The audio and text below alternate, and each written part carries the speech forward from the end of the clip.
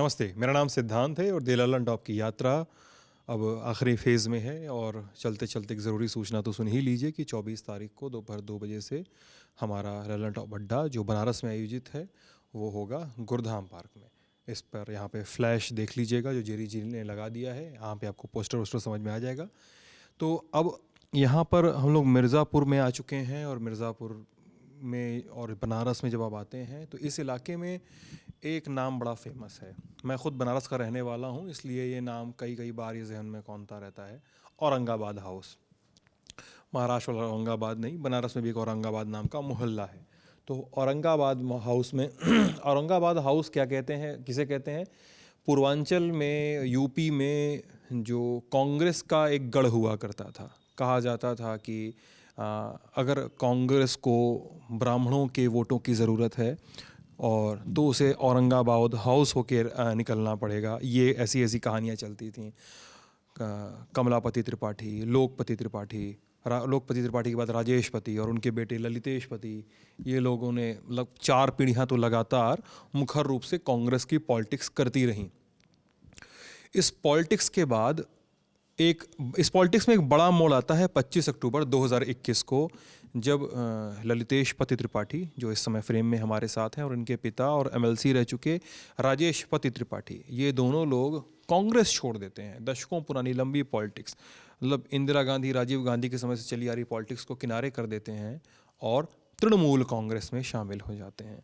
और हम आ चुके हैं कि बातचीत करेंगे ललितेश से, वो कांग्रेस क्यों छोड़ते हैं, इतने दशकों की लंबी राजनीति, घर क्या है, तमाम उन पर उठने वाले सवाल क्या हैं, परिवार के ऊपर उठने वाले सवाल, इस पॉलिटिक्स को लेकर हम कैसे डील करते हैं, इस पॉलिटिक्स को हम पर क्या सुनना चाहते हैं और क्या सुनते हैं, इस पर सारी क्लैरिफिकेशंस हैं। ललितेश, सबसे पहले बात करने का बहुत बहुत शुक्रिया। सबसे पहले एकदम इजी से शुरुआत करते हैं। अपने बारे में थोड़ा बताइए, आपके घर के बारे में, पिताजी के बारे में, दादा परदादा जी के बारे में बहुत सारी बातें होती हैं, लेकिन अगर आप ललितेशपति त्रिपाठी अपने घर के बारे में बताएं किसी को तो क्या बताएंगे? एक ब्रीफ सा एक हिस्टोरिकल स्केच अगर खींचना चाहें आप। अब हिस्टोरिकल स्केच तो परिवार का ये है कि मुझे लगता है कि 1905 से परिवार के लोग भारतीय राष्ट्रीय कांग्रेस से जुड़े हैं और 1905 की यात्रा तब शुरू होती है जब एआईसीसी के एक अधिवेशन में यहाँ बनारस में पंडित कमलापति त्रिपाठी जी के पिताजी को उसकी स्वागत समिति के सदस्य को बनाया जाता है। और उस समय से लगातार परिवार का जुड़ाव कांग्रेस पार्टी से रहा है और कांग्रेस पार्टी ने भी बहुत सारे अवसर दिए हम लोगों को, बहुत कुछ दिया है और हम लोगों ने भी अपने स्तर से जो भी कोशिश कर सकते थे कांग्रेस के लिए हम लोग करते आए हैं।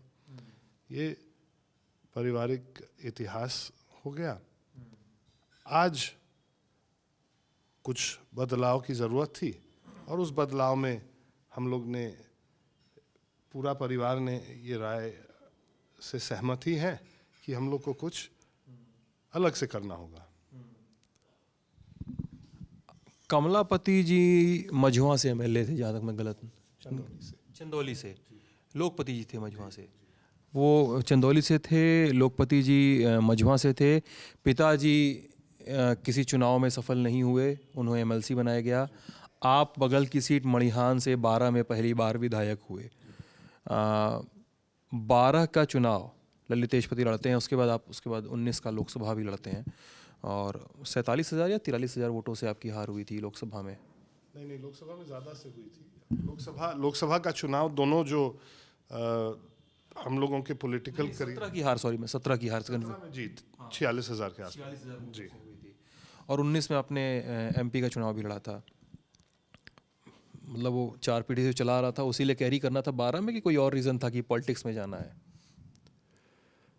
मेरे साथ ज़िंदगी में एक ऐसा समय आया कि जब मुझे सोचने को और विचार करने को बहुत लंबा समय मिला था। मेरा एक्सीडेंट हुआ था और मैं ये सोचने लगा कि मैं अपने भविष्य में, अपनी ज़िंदगी में क्या करूँगा। उस समय मैं दिल्ली में नौकरी करता था और एक्सीडेंट के बाद मैं यहाँ बनारस में रुका। वहाँ मड़िहान एक सॉफ्टवेयर कंपनी थी, उसका नाम सिनकॉम सिस्टम्स है दिल्ली में, तो उसमें मैं मार्केटिंग में काम करता था। पढ़ाई लिखाई कहाँ से हुई आपकी? पढ़ाई लिखाई बनारस छोड़ के हर जगह हुई है। लखनऊ भी, दिल्ली भी, मसूरी भी और विदेश भी, हर जगह हुई है जी। और आपकी माता जी भी विदेशी मूल की हैं, वो यहाँ भारतीय नहीं हैं? जी जी जी, वो सन 75 से बनारस आ रही थी और 76 में उनकी और हमारे पिताजी की मुलाकात हुई और फिर उसके बाद से अमेरिकन है, यूएस मूल की हैं? यूएस सिटीजन है, पर उनका परिवार जो है वो मूलतः क्रोएशिया का था और वो लोग माइग्रेट किए थे जब वो 9 साल की थी अमेरिका। ठीक है, तो आप फिर एक्सीडेंट हुआ और एक्सीडेंट के बाद? उस समय मैं सोचने लगा, मैं काफ़ी समय यहाँ बनारस बिताया था, उस समय मैं काफ़ी समय मड़िहान में भी बिताया था और 2008 में परसिमन हो रहा था और मड़िहान विधानसभा नाम की एक नई विधानसभा बनी उस परसिमन में, जिसमें मझुआ का कुछ अंश था, राजगढ़ का कुछ अंश था। मड़िहान विधानसभा एक ऐसी विधानसभा थी जिसमें मिर्ज़ापुर जिले के 5 विधानसभा का कुछ ना कुछ अंश भेज के वो नई एक विधानसभा बनी और मैं वहीं पे था। मुझे लगा कि ये एक संदेश किसी ने मुझे भेजा है कि अब आप इस मड़िहान विधानसभा में पैर रखिए। मैंने रखा, जनता का आशीर्वाद प्राप्त हुआ और लगातार प्राप्त हुआ है। अब आप तृणमूल कांग्रेस में हैं, पिताजी भी तृणमूल कांग्रेस में हैं। पता नहीं, यूपी को लेकर मेरी जितनी समझ है और अभी जो हम लोग 4 महीने से घूम रहे हैं, मुझे देखकर ये समझ में नहीं आता है कि तृणमूल कांग्रेस में आप गए हैं और तृणमूल कांग्रेस कहीं से चुनाव में उतरने वाली है। मुझे देख के समझ में नहीं आता, टू बी वेरी फ्रैंक। अब अगर 1 महीने, 15 दिन, 5 दिन का डेवलपमेंट क्या होता है वो एक अलग बात है। अभी तक के रीडिंग के हिसाब से बता रहा हूँ मैं। तृणमूल कांग्रेस यूपी में कांग्रेस के सबसे बड़े चेहरे को लेकर आती है। आप मतलब जब आपने छोड़ा था कांग्रेस, 3 सवाल उठे थे। ललितेश ने कांग्रेस क्यों छोड़ी? क्या ललितेश बीजेपी में जाने वाले हैं, जिसका सबसे बड़ा हल्ला था? और ललितेश तृणमूल में क्यों चले गए? सबसे पहला सवाल, ललितेश ने कांग्रेस छोड़ी क्यों? कांग्रेस छोड़ने के कारण बहुत थे। काफ़ी दिनों से, काफ़ी सालों से मेरे मन में और मेरे अंदर सवाल उठते रहे और उन सवालों का जवाब मुझे कांग्रेस में नहीं मिलता रहा। और हकीकत ये है, सवाल कई तरह के सवाल उसमें, मतलब ये सवाल लीडरशिप के प्रति नहीं थी, मगर उत्तर प्रदेश को कांग्रेस कब उस गंभीरता से लेगी जिसकी ज़रूरत थी उत्तर प्रदेश को। मौके इतने कांग्रेस को मिलते गए कि वो अपने आप को उत्तर प्रदेश में पुनर्स्थापित करे, मगर किसी न किसी कारण से वहाँ पे डिसीजन मेकिंग प्रोसेस, फैसला लेने में इतनी देरी हो जाती थी कि हम लोग एक मजबूत विकल्प की तरह उभर नहीं पा रहे थे। मैंने अपने पिताजी को देखा, वो लगभग 1996 से कांग्रेस की राजनीति कर रहे हैं और 1996 से लेके हम लोग 2017, 18, 19 तक जब आते हैं और देखते हैं जब पलट के कांग्रेस उसी स्थिति में है। एक पूरा जेनरेशन बीत जाता है और कांग्रेस उसी स्थिति में है। कांग्रेस के बारे में उसी तरह से लोग बात कर रहे हैं जिस तरह से वो एक जेनरेशन पहले यानी 96 में बात कर रहे थे कि इस चुनाव में नहीं बाबू, हो सकेला अगले चुनाव में कांग्रेस की बारी आए। और जब मौके हम लोगों को मिलते थे, मुझे लगता है कि राजनीति और उत्तर प्रदेश की राजनीति से जो भी व्यक्ति जुड़ा होगा वो जानता है कि 2019 में एक मौका मिला कांग्रेस को। 2019 में अपने आप को उत्तर प्रदेश में एक विकल्प के रूप में स्थापित करने का मौका मिला। जो राजनीतिक माहौल उत्तर प्रदेश में थी उसमें कांग्रेस को ही स्टैंड करके उत्तर प्रदेश में एक विकल्प बनने का पूरा अवसर था, मगर उस अवसर को कांग्रेस ने नहीं लिया। अब उसके कई कारण हैं जो मुझे भी नहीं मालूम है, मगर मुझे लगता है कि पार्टी के अंदर कई कारण रहे होंगे जो हम लोगों ने उस अपॉर्चुनिटी को कैप्चर नहीं किया।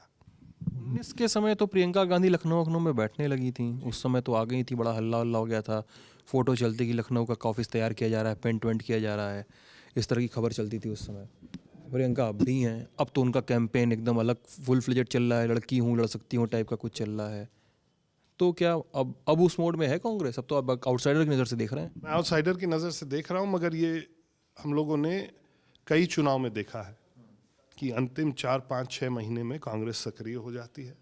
जो प्रत्याशी प्रियंका जी की सक्रियता का लाभ उठा सकते हैं वो निश्चित रूप से उठाएंगे, मगर एक बड़े पैमाने पे ये नहीं कहा जा सकता है कि कांग्रेस ने अपने आप को इतनी मेहनत के बाद भी वो रिवाइवल के पाथ पे है।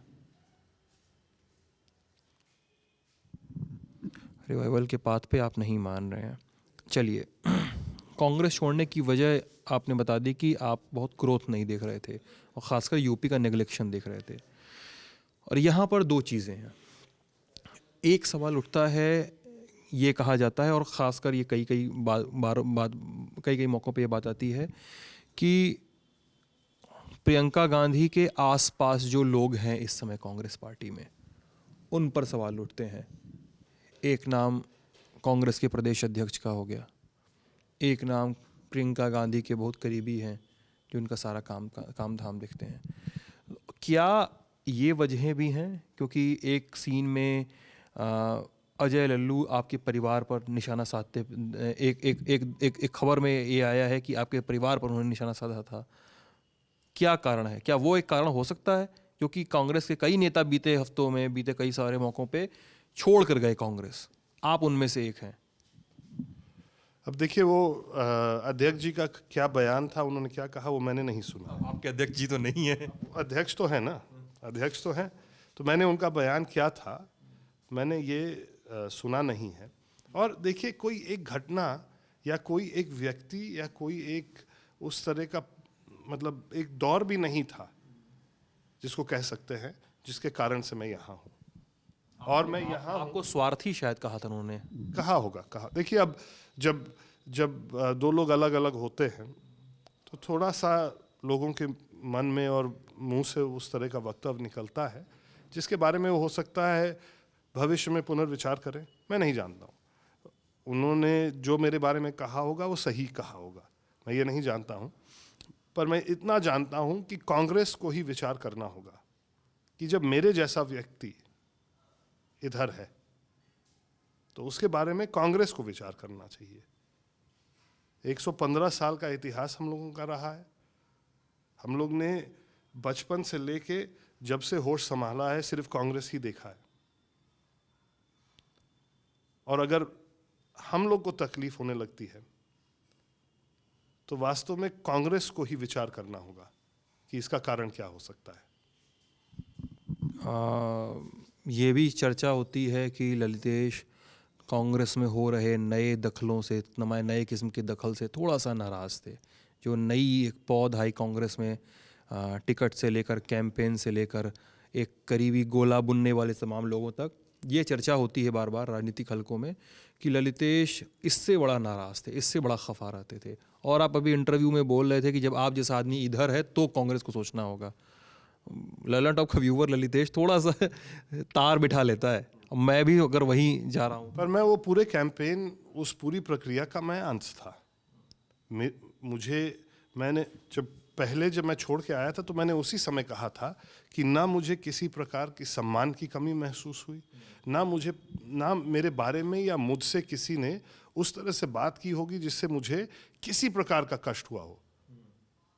पर कष्ट इस बात का था कि हम लोग चाहते हैं कि कांग्रेस उत्तर प्रदेश में, हम लोग चाहते थे कि कांग्रेस उत्तर प्रदेश में एक विकल्प, एक मजबूत विकल्प के रूप में उभर के आए। और वो मैं अपने पिताजी को देखता था, उनकी पूरी राजनीति बीत गई बस यही सुनने में कि इस बार नहीं अगली बार। और धीरे धीरे मुझे भी वही दिख रहा था कि मेरे लिए भी लोग बोल रहे थे। किस बात के लिए अगली बार? कि इस बार नहीं कांग्रेस की सरकार बनेगी, अच्छा, कभी भविष्य में बनेगी, अगली बार बनेगी। ये एक बहुत खतरनाक और एक बहुत चिंतनीय विषय होना चाहिए एक राजनीतिक दल के लिए। और नई टीम वाली बात की, प्रियंका की नई टीम का हिस्सा मैं उसमें था। हम लोग सब फैसले साथ में ले रहे थे, हम लोग साथ में उठ बैठ रहे थे। वही मैं कह रहा हूँ कि अगर आप कोई एक सिंगल इंस्टेंस खोजेंगे कि मैं क्यों कांग्रेस छोड़ा, वो नहीं मिलने वाला है। ये बहुत विचार और बहुत सोच और बहुत कष्ट के साथ मुझे ये फैसला लेना पड़ा। तो आप यूपी ड्रीम देख रहे थे। सवाल एक और है यहीं पे। मैंने 3 सवाल लगे थे, मेरा पहला ही सवाल चल रहा है अभी। और उसमें एक और चीज़ है।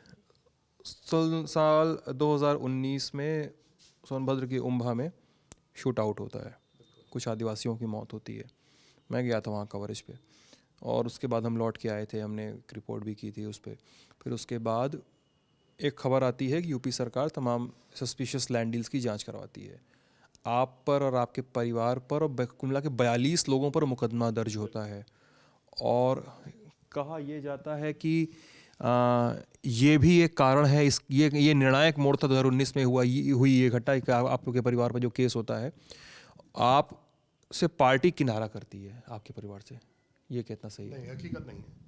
मुझे प्रियंका जी ने बुलाया भी था उस समय, और उन्होंने इस केस के बाद उन्होंने बुलाया था। उन्होंने कहा कि जिस तरह की भी सहयोग की आवश्यकता होगी, जो भी आपको ज़रूरत होगी, आप बता दीजिएगा, पार्टी आपके साथ है।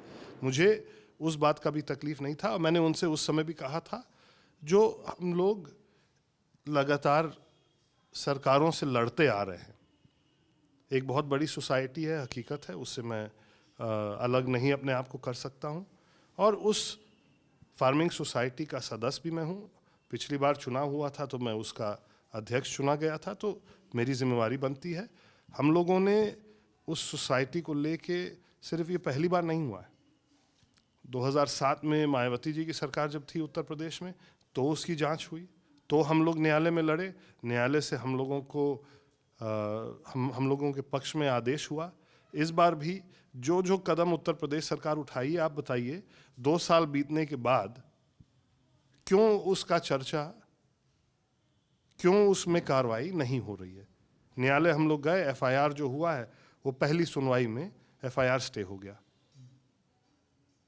हम लोग को लग रहा है कि जल्दी से, जब भी उसका समय आएगा, न्यायालय में हम लोगों को पूरा भरोसा है कि वो सही करेगा। जो जो हम लोग ने मुकदमे किए हैं सरकार के खिलाफ, उस रेणुका कुमार कमेटी के खिलाफ, वो सब फाइनल स्टेजेस पे हैं। उसमें मुझे किसी की ज़रूरत नहीं है। न्यायालय, आप जानते हैं, न्यायालय का फैसला कानून को देख के और कानूनी हकीकत को देख के ही आएगा। वो ये नहीं देखेगा कि किस पार्टी का है और किस पार्टी का नहीं है। तो मुझे पूरा भरोसा है देश के न्यायालय पे, और मुझे ये भी यकीन है कि जल्द ही उन सारे मामलों का निस्तारण न्यायालय करेगा। चलिए, मैं दूसरे और तीसरे सवाल को क्लब करता हूँ अब। उत्तर प्रदेश की बात है, और आप लोग टीएमसी ज्वाइन करते हैं, बीजेपी नहीं। टीएमसी मतलब वो पार्टी जिसका, मतलब ये तो प्रैक्टिकल सी बात है, एवरीबॉडी नोस कि टीएमसी का फिलहाल यूपी में कोई बेस नहीं है। वो लड़ेंगे, मान लीजिए कभी लड़ते हैं तो कुछ % वोट आएगा या जो भी होगा, अभी तो कोई बेस नहीं है। तो ये तो एकदम नया स्टेप है। आप बीजेपी में नहीं गए, टीएमसी में गए यूपी की बात लेकर, या सपा में भी नहीं गए। मतलब एक जो ये सपा की अफवाह नहीं उड़ी थी, अफवाह तो ज़्यादा बीजेपी की उड़ी होगी, आपको भी पता होगा। और बात देखिए, भारतीय जनता पार्टी में मैं नहीं जा सकता हूँ। विचारधारा, मैंने हमेशा इस बात को कहा है कि विचारधारा एक कुर्ता नहीं है कि आज हमने एक विचारधारा पहन लिया, थोड़ा सा वो मैला हो गया या थोड़ा पसंद नहीं आया तो उसको उतार के दूसरा कुर्ता नहीं पहन सकते। हम लोगों की विचारधारा है, और उसी विचारधारा की तरह की पार्टी हम लोग खोजे, और कई हैं, एक नहीं है। कांग्रेस से निकली हुई पार्टी एक नहीं है, कईयों में जा सकते थे, मगर जिसमें लगा कि उनकी इच्छा ये है कि वो उत्तर प्रदेश में मजबूती से कदम रखना चाहती हैं, वो सारे लोगों में ममता बनर्जी ही दिखी। और मजबूती हम लोगों को, विशेष करके व्यक्तिगत रूप से, हम लोगों को मजबूती लखनऊ में और पश्चिम में नहीं चाहिए। हम लोगों को ज़रूरत है कि कोई इस पूर्वांचल के कोने को, जिसको भारतीय जनता पार्टी आज से नहीं, सन 1991 से अपना केंद्र बनाई है, हम लोग यहाँ से राजनीति करते हैं, हम लोग यहाँ पे भारतीय जनता पार्टी के खिलाफ लड़ते हैं। इस केंद्र में कोई दूसरा दल आए जो इस पूरे 8-10 जिले के, बनारस के इस संभाग को वो प्राथमिकता दे जो भारतीय जनता पार्टी दे रही है। और जब हमारी ममता जी से बात हुई तो वो इस बात को लेके सहमत थी कि हम लोगों को अगर मजबूती उत्तर प्रदेश में कहीं दिखानी है तो सबसे पहले इसी बनारस और आसपास के क्षेत्र में दिखाने की ज़रूरत है। चलिए, आप लोगों को सपा नहीं रास आई, आपको भाजपा नहीं रास आई, कांग्रेस तो छोड़कर ही आए थे, बसपा की बात भी नहीं हो रही है, आप चले गए टीएमसी में। अब एक बात होती है, मतलब बनारस का रहने वाला हूँ मैं, और एक बात बड़ी सुनाई देती है यहाँ पे कि यार इधर का टिकट जो बिकेगा ना, वो औरंगाबाद हाउस से तय होता है। ये तो मतलब पता नहीं आपको ये अफवाह या ये बातें कितनी सुनाई दी हैं, मार्केट में ये अफवाह उड़ती रहती है कि औरंगाबाद हाउस से डिसाइड होता है कि बनारस में टिकट किसको मिलेगा, कौन दिल्ली में दिल्ली की कृपा किस पर बरसेगी, ये औरंगाबाद हाउस से डिसाइड होता है। क्यों? क्योंकि लोगों के पास एक और तर्क है। पिताजी एमएलसी थे, पिताजी कोई चुनाव नहीं जीत पाए, राजेश पति जी कोई चुनाव नहीं जीत पाए, फिर भी उन्हें हर बार टिकट दिया जाता रहा। पार्टी भरोसा दिखाती रही उन पे, बजाय इसके वो कि एक कैंडिडेट के रूप में, एक प्रत्याशी के रूप में वो एक असफल थे। भले ही एक नेता के, एक संगठन कार्यकर्ता के रूप में एक मजबूत व्यक्ति हो, पार्टी उनको देती रही। ललितेश जी आए, ललितेश 12 जीतते हैं, 17 हारते हैं, 19 हारते हैं, फिर ललितेश जी किनारा कर लेते हैं। क्या ये औरंगाबाद हाउस के को एक पावर सेंटर की तरह देखने का, मतलब औरंगाबाद हाउस जहाँ बैठे हुए हैं हम, पावर सेंटर की तरह ट्रीट क्यों जो किया जाए उसको, टर्मिनोलॉजी में पावर सेंटर जो है कांग्रेस की, ये कितनी सटीक बात है? अब देखिए, निश्चित रूप से एक ज़माना था जब कांग्रेस पार्टी अपने जो अलग अलग इलाके के नेता हैं उनकी बात पे और उनके जो प्रस्ताव होते थे उनमें भरोसा करती थी। हो सकता है क्यों उन्होंने शुरू में ही इस तरह का सिस्टम बनाया था, पर 2004 के बाद जब से राहुल गांधी जी राजनीति में आए हैं, जब से वो पार्टी में कांग्रेस पार्टी में एक जिम्मेदार पद पे आए हैं, तो इस सिस्टम में बहुत परिवर्तन हुआ है।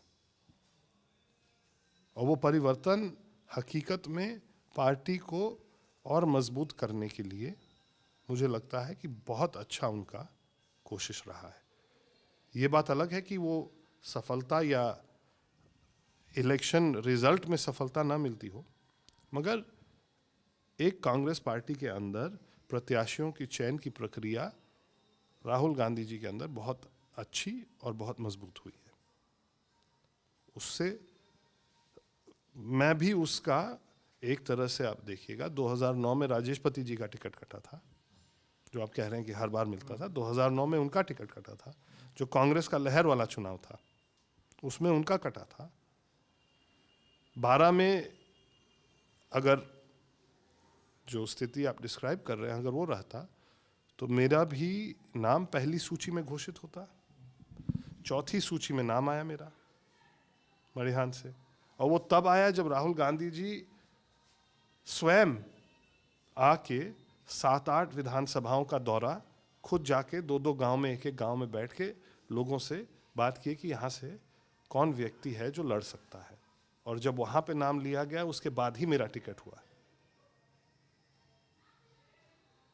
तो ये कहना तो ठीक है कि एक ज़माना था उसका, मगर हर एक ज़माने का अंत होता है और हर एक ज़माने में एक परिवर्तन होना अनिवार्य है और अच्छा है। पर जो आप कह रहे हैं कि 1996 से राजेश पति जी को और मेरे को जब जब चुनाव मिला है, 17 में आप देखिए कौन जीता, सभी तो हारे। 19 में कौन जीता, सभी तो हारे। हारने वाले चुनाव जब लड़ते हैं, जब पार्टी का कोई वो नहीं रहता है तो जीतना बहुत मुश्किल होता है। वो हम लोग ने 2012 में देखा था। पर एक बदलाव की, एक परिवर्तन की आंधी चली थी 2012 में, और उसका लाभ समाजवादी पार्टी ना लेके मड़िहान विधानसभा में मैंने ले लिया था। आपके परिवार ने काफ़ी बगावत भी की है कांग्रेस में रह के, मतलब स्वर उठाए हैं। कमलापति जी ने जब एक बार राजीव गांधी शफल कर रहे थे, प्रणब मुखर्जी समेत कुछ बड़े नेताओं को किनारे किया जा रहा था, सुनाई जा रहा था, तो उस समय उन्होंने विद्रोह किया था, पार्टी से अलग होने का शायद नहीं किया था, उन्होंने अपनी बात रखी थी। और जो उस समय उनकी बात थी, अगर कोई भी उस समय की बात, उनकी बात को पढ़े और समझे उसको समझ में आएगा कि आज भी कांग्रेस में वही समस्या है। और ऐसी बात नहीं है कि वो विद्रोह करके उनकी बात नहीं मानी गई। बाद में राजीव गांधी जी ने उनकी बात मानी। और लोकपति जी ने भी एक बार मुख्यमंत्री पद से शायद बोल दिया था कि यार हमको नहीं चाहिए। नहीं, उन्होंने ये कभी नहीं कहा था। उन्होंने ये कभी नहीं कहा था। वो एक बार उन्होंने, अब मैं सारे यहाँ पे नहीं खुलासे करूँगा, मगर एक बार उनको भी ये प्रस्ताव आया था कि वो दल बदल ले, उनको उप मुख्यमंत्री बनाया जाएगा। उन्होंने उसको अस्वीकार किया था। ये तो मेरे आँख के सामने की बात है। अच्छा जी, पर वो उस दिशा में नहीं जाएंगे। एक बार मुझे लग रहा है कि जो जिस समय का जिक्र कर रहे हैं, एक बार हल्ला हुआ था कि उनको मुख्यमंत्री बना दिया गया है, पार्टी ने तय कर दिया है, मगर जब तक यहाँ चिट्ठी आती है तो किसी दूसरे के नाम की चिट्ठी आ जाती है। इतना तो हुआ था, मगर उनको कभी इस बात का कष्ट नहीं था, कभी इस बात की तकलीफ नहीं थी। अच्छा,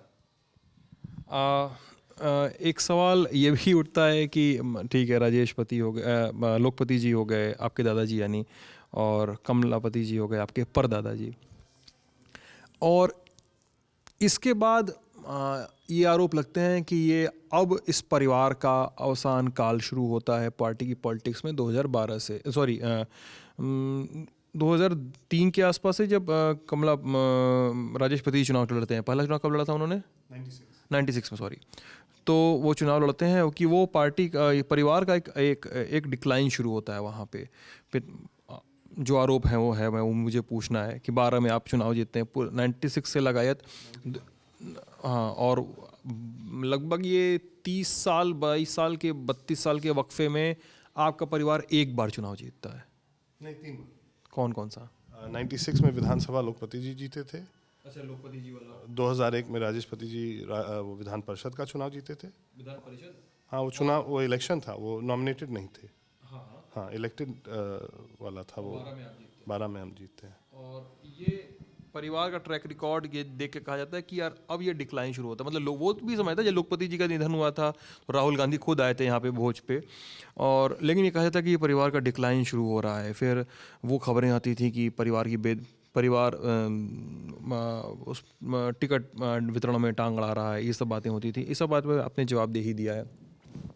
एक आरोप ये लगता है आपके ऊपर कि आप मड़िहान चुनाव लड़ने जाते हैं, केवल मड़िहान क्षेत्र में नहीं दिखते हैं, और ये आरोप, मतलब हम लोग तो अभी मिर्ज़ापुर से होके सीधे आ रहे हैं आपके पास, तो ये बात बार बार होती है कि मड़िहान में ललितेश जी चुनाव जब आता है उस समय दिखना शुरू होते हैं, बीच के समय वो अपने फार्म हाउस पे रहते हैं, या तो वो फार्म हाउस यानी आपका जहाँ पे वो ऑर्गेनिक खेती का शायद कोई काम है, आपका ऑर्गेनिक खेती का काम देखते रहते हैं, या तो फिर वो अपना रहते हैं अपने बनारस वाले घर पे रहते हैं, इधर नहीं दिखते हैं। हो सकता है मड़िहान जाइए तो फिर बताइएगा। मिर्ज़ापुर वाले हो सकता है। मैं बता रहा हूँ, मैं क्योंकि मैं 17 का चुनाव कवर कर चुका हूँ, मैं 19 का लोकसभा चुनाव कवर कर चुका हूँ। मैं आज हमारे साथ मड़िहान के 3 लोग थे, मैं उनसे बात कर रहा था, वो मुझसे मिलने आए थे, और मैं कल मड़िहान जाऊँगा। तो ये मतलब ये मैं 3 रीडिंग की बात बता रहा हूँ। तो देखिए, मैं 2008 में जब मैंने ये फैसला लिया, तो 2008 से मैंने सब कुछ छोड़ के मड़िहान में रहना शुरू किया। जो फार्म हाउस है जहाँ पे ऑर्गेनिक खेती होती है, मैं नहीं करता हूँ खेती। मुझसे खेती के बारे में पूरा मालूम है, मगर ऐसा नहीं है कि मैं खड़े होकर खेती करता हूँ। 2008 से मैं मड़िहान शिफ्ट हुआ, और 2017 तक, जब तक चुनाव हारा था, तब मुझे लगता है कि शायद कोई ऐसा वक्त बीता होगा कि मैं हफ्ते में 4-5 दिन मड़िहान में ना रहा हूँ।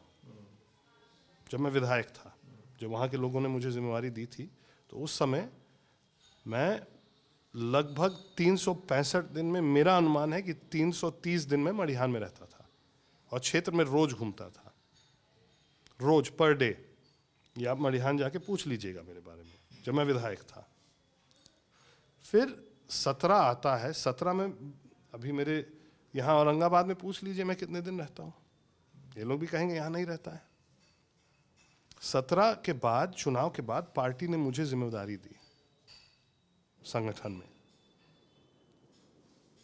उन संगठन की जिम्मेवारियों के चलते मड़िहान में, क्योंकि अब तो कोई काम ज़्यादा नहीं था, तो विधायक हो गए थे, समय समय पे हम लोग जाते थे, समय समय पे हम लोग कार्यक्रम करते थे। 17 के बाद पार्टी ने मुझे कई महत्वपूर्ण जिम्मेवारी दी। मुझे राजस्थान का प्रभारी बनाया था 2018 के चुनाव में।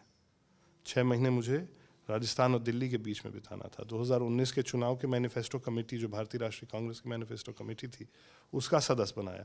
उसके लिए प्रदेश और देश के अलग अलग कोने में जाके मैनिफेस्टो के लिए सुझाव लेने थे। तो निश्चित है कि वो दौर भी था जब मैं मिर्ज़ापुर में और मड़िहान में नहीं रह पाया, पर जो आदमी का काम होगा, जो ड्यूटी मिलेगी, वही करेगा आदमी। वही मैंने किया। टीएमसी राज्यसभा भेजेगी तो ये सवाल उठ रहा है। हाँ, स्वाभाविक है, उनके पास देने के लिए है ही है। और सपा से टीएमसी और सपा का जो एक मेलजोल चल रहा है, या यूपी के मंत्रिमंडल में जगह मिल जाती है तो मतलब ये कहा जा रहा है कि पिता और पुत्र में एक को राज्यसभा भेजा सकता है, एक को यूपी के मंत्रिमंडल में जगह मिल सकती है। बहुत अच्छा है। ये तो सब व्हाट इफ और वैसी बातें हैं। मैं तो आया हूँ ये सोच के कि अगले समय तक, समय का निर्धारण मैंने भी नहीं किया है, संघर्ष करना है। एक नई पार्टी है, उस नई पार्टी की स्थापना हम लोगों को उत्तर प्रदेश में करनी है। वो मेहनत वाला काम है। मैं उस मेहनत के लिए आया हूँ। मुझे जो लगता है कि जो फल मिलेगा, मुझे उस दिन मिलेगा जब उत्तर प्रदेश से मैं टीएमसी को एक मजबूत विकल्प के रूप में, कम से कम अगर 2024 के चुनाव में कुछ सीटों पे, उसकी संख्या अभी मैं भी नहीं जानता हूँ, मगर कुछ सीटों पे अगर हम लोग तृणमूल कांग्रेस को उस मजबूत स्थिति में ले आएंगे कि हाँ, लोगों के मन में ये चर्चा हो कि उत्तर प्रदेश से तृणमूल की सीटें आने वाली हैं, वो मुझे लगता है कि वो मेरा लक्ष्य है। उस दिशा में मैं जाना चाहता हूँ। और ये मुश्किल काम नहीं है, कठिन काम है, मेहनत वाला काम है, मगर मुश्किल काम नहीं है। उत्तर प्रदेश में जिस समय भारतीय जनता पार्टी, मैं मान लेता हूँ उनका पूरा संगठन था, हर जिले में था, मगर भारतीय जनता पार्टी 2012 के चुनाव में आसपास के जिलों में लगभग सारे सीटों पे जमानत जब्त थी। फिर एक बदलाव की आंधी चली, एक चेहरा आया, उस चेहरे के चलते, उस नैरेटिव के चलते भारतीय जनता पार्टी ने उत्तर प्रदेश में जहां जमानत जब्त थी 2 साल पहले, वहां पे 71 सीट खुद और 2 अपनी सहयोगी दल को सीट जिता के भारत में सरकार बनाई है। तो बेस वर्क हम लोग को करना है, बेस वर्क के लिए हम लोग आए हैं। ये विधानसभा का चुनाव में जो भी पार्टी का फैसला होता है, उस फैसले के बाद हम लोग अपने काम में लग जाएंगे। लगभग 24 महीने का समय रहेगा और इधर देखिएगा, परिवर्तन की एक आवाज़ और परिवर्तन की एक तस्वीर मुझे लगता है कि पूर्वांचल के इस कोने से निकलेगी। यानी लोकसभा चुनाव की तैयारी है 24 महीने। ये बात बार बार उठती है कि यूपी में ब्राह्मणों, क्या यूपी में ये बार खबरों में भी है, चर्चाओं में भी हम लोगों से लोग कह देते हैं कई बार कि यूपी में सर 2 समुदायों के बीच की लड़ाई चल रही है, ब्राह्मण बनाम ठाकुर ऐसा कहा जाता है। आपका परिवार यूपी के एक बड़े ब्राह्मण चेहरों में से रहा है, कांग्रेस की पॉलिटिक्स की बात करें तो आप यूपी की पॉलिटिक्स को कैसे देखते हैं, ये सवाल है। देखिए, उत्तर प्रदेश इस पूरे कॉन्फ्लिक्ट के आलोक में अगर आप देखें, मैं पहले आपके एक सवाल का जवाब मैंने यही कहा था कि 2019 के लोकसभा चुनाव के बाद एक अवसर मिला था। वो अवसर ये था कि उत्तर प्रदेश के मुख्यमंत्री भारतीय जनता पार्टी के पूरे इस सिस्टम के एक कड़ी थे, जिन पे पार्टी को फोकस करके हमला करना चाहिए था। पार्टी ने नहीं किया वो काम। अगर पार्टी ने 2019 में फोकस करके उत्तर प्रदेश के मुख्यमंत्री की विफलताओं को सामने लाने का काम किया होता, तो धीरे धीरे आप देखते 22 आते आते सिर्फ ब्राह्मण समाज नहीं, जो उत्तर प्रदेश के प्रबुद्ध जन हैं, जो उत्तर प्रदेश के नौजवान हैं, जिनको ज़रूरतें हैं उनको सरकार से, पर भारतीय जनता पार्टी की सरकार, उत्तर प्रदेश की सरकार उन ज़रूरतों को पूरा करने में विफल रही है। वो विकल्प बनने का मौका था और उसको पार्टी ने उस तरीके से नहीं लिया जिस तरीके से लेना चाहिए था। कांग्रेस छोड़ के जा रहे थे, किसी नेता का फोन आया रोकने के लिए?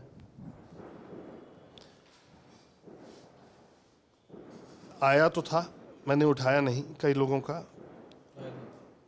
का आया था जी।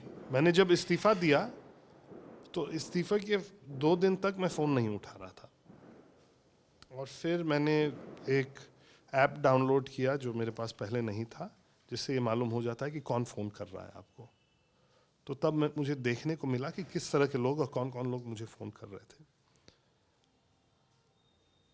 पर एक बहुत कांग्रेस पार्टी के अंदर एक, जैसे आपने ये हवा जो उड़ रही थी कि मैं भाजपा में जाने वाला हूँ, ये हवा मुझे लगता है कि भाजपा वालों ने नहीं उड़ाई होगी इस हवा को। आपकी पूर्ववर्ती पार्टी ने हवा मैं नहीं जानता हूँ, क्योंकि भाजपा में मैं किसी का फ़ोन नहीं उठा रहा था। ये तो जब जब उन लोगों का नाम आ रहा था तब तो मैं उनका फ़ोन नहीं उठा रहा था। दूसरी पार्टियों से भी फोन आ रहा था जी, मैंने नहीं उठाया उनका फ़ोन। और हकीकत यह है कि मैं तुरंत किसी दूसरे दल में जाने के लिए मन भी नहीं बनाया था जब मैंने इस्तीफा दिया। कई लोग क्या करते हैं कि पहले से अपना सेटिंग बना के, विचार करके, दूसरे दल में बात करके तब यहाँ पे त्यागपत्र देते हैं, अगले दिन किसी दूसरे में शामिल हो जाते हैं। मैंने कहीं बात नहीं की थी, और उस समय मेरे मन में ये सोच था कि मैं 2022 के चुनाव के बाद फैसला लूंगा कि मुझे भविष्य में क्या करना होगा। पर जब इस तरह के रूमर उड़ने लगे, जब इस तरह की बात आने लगी, तो उस समय मैंने कहा कि जो लोग इस बात को उठा रहे हैं वो मुझे नहीं जानते, मेरे बारे में नहीं जानते। व्यक्तिगत रूप से मुझे हो सकता है आमने सामने जानता हूँ, मगर मुझे, मेरी सोच को नहीं जानते। तो उनकी सोच को मुझे जवाब देने की ज़रूरत पड़ी, और मैंने वो जवाब दे दिया। चलते चलते कांग्रेस पार्टी के लिए कोई सलाह? क्या बुलाएगी तो वापस जाएंगे, या बुलाएगी या सलाह क्या दे देंगे? जैसे मैं छोड़ने का विचार नहीं किया था, अभी वापस जाने का भी विचार नहीं किया है। पर कांग्रेस पार्टी को अपने आप को पहचानना होगा, उसकी ताकत क्या है। उत्तर प्रदेश के लोगों की जुड़ाव कांग्रेस पार्टी से सन 1989, सन 1984 तक क्यों इतनी मजबूत थी, और सन 1984 के बाद वो क्यों कांग्रेस पार्टी को अपनी पार्टी मानने से कतरा रहे हैं, इस पे कांग्रेस पार्टी को विचार करना होगा। तो ये बातचीत आप ललन टॉप यूपी पे देख रहे थे। अपना ख्याल रखिएगा और कमेंट सेक्शन में बताइएगा कि ये बातचीत आपको कैसी लगी। शुक्रिया।